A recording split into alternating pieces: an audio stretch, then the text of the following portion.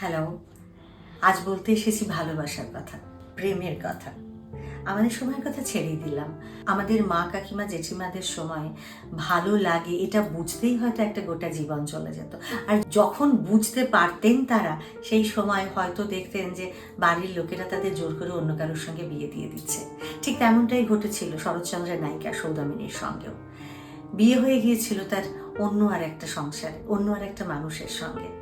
কিন্তু সেই সংসারে গিয়েও সংসারের দরজায় এসে দাঁড়িয়েছিল তার সেই ফেলে আসা প্রেম। মুক্তির হাতছানি ছিল, কিন্তু সংসারের বাঁধন ফেলে সে কি সেই হাতছানিতে সাড়া দিতে পেরেছিল? সংসারের সেই বাঁধন থেকে মুক্তি কি সে আদৌ চেয়েছিল?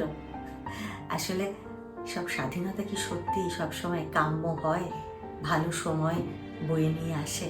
সেই প্রশ্নেরই উত্তর খুঁজেছি আমরা শরৎচন্দ্র চট্টোপাধ্যায়ের স্বামী গল্পে। আগামীকাল সেই গল্পটাই শুনুন। কোথায়? শুধুমাত্র নটার গল্প ইউটিউব চ্যানেলে।